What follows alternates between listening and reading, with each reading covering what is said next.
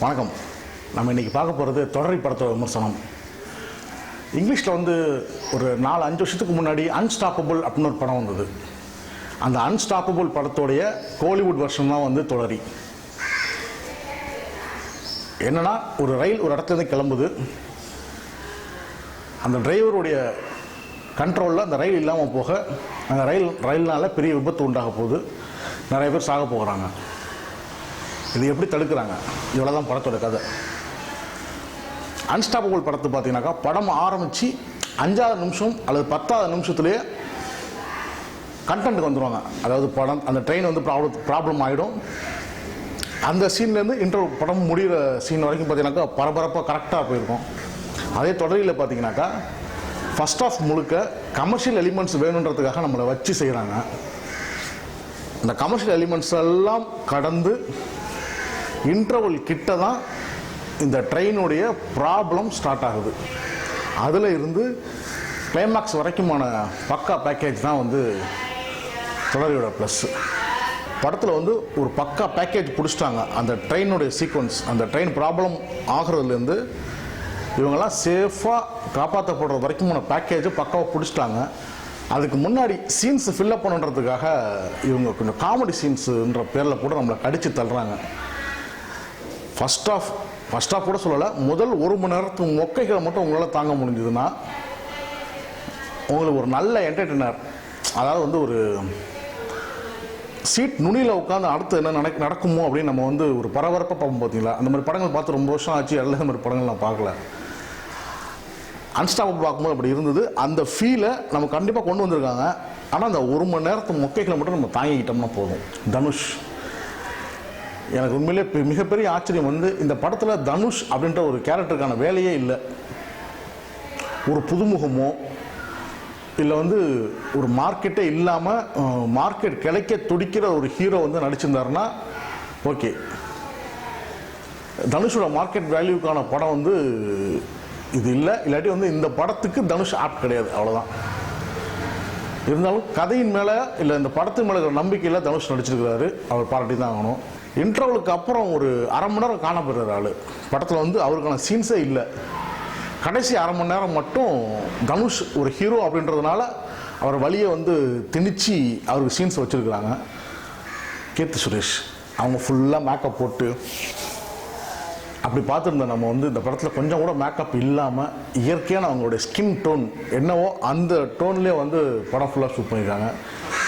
சில கற்பனை காட்சிகளை தவிர மிச்ச எல்லாமே வந்து அவங்களுடைய ஒரிஜினல் ஸ்கின் டோனில் தான் ஃபுல்லாக ஷூட் பண்ணியிருக்காங்க. அதுதான் நல்லா இருக்குது. தொன்று தொட்டு வந்த இந்த ஜெனிலியா கேரக்டர், அந்த லூசு பொண்ணுன்னு சொல்லுவாங்களே, அந்த லூசு பொண்ணு கேரக்டர் தான் கீர்த்தி சுரேஷ் பண்ணியிருக்காங்க. ஆனால் இது அப்படியே வேற ஒரு மாடுலேஷனில் பண்ணியிருக்காங்க. அப்புறம் தம்பி ராமையா, கருணாகரன் சம்மந்தப்பட்ட காமெடி காட்சிகள்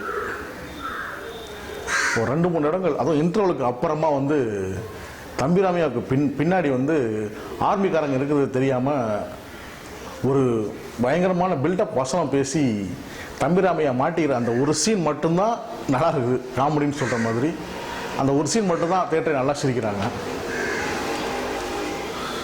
அது மாதிரி நம்ம பிரபு சாலமனுக்கு பத்திரிக்கைக்காரங்க மேலே, அதுவும் முக்கியமாக தந்தி டிவி பாண்டியமில் என்ன கோவம்னே தெரியல, வெள்ளின்னு வெளுத்து வாங்கியிருக்கிறாரு. இவங்க வந்து இந்த மாதிரி ஒரு சம்பவங்கள் நடக்கும்போது எப்படி பிஹேவ் பண்ணணும், எப்படி பிஹேவ் பண்ணக்கூடாது, இவங்க இந்த இடத்துல வச்சுக்கிட்டு எப்படி வந்து டிஆர்பி ஏற்றுறதுக்கான சீப்பான வேலைகள் செய்கிறாங்க. இந்த மாதிரி டாக் ஷோவில் வந்து உட்காந்துட்டு அரசியல்வாதிகள் எப்படிலாம் பேசி மல்லு கட்டுறாங்க அப்படின்றத நெத்தியில் வைக்கிற மாதிரி சொல்லியிருக்கிறாங்க. நல்லா தான் இருக்குது. படத்தில் வந்து குறைகள்னு பார்த்தீங்கன்னாக்கா, முதல் குறைன்னு பார்த்தா சிஜி ஒர்க்கு ரொம்ப மொக்கையாக இருக்குது.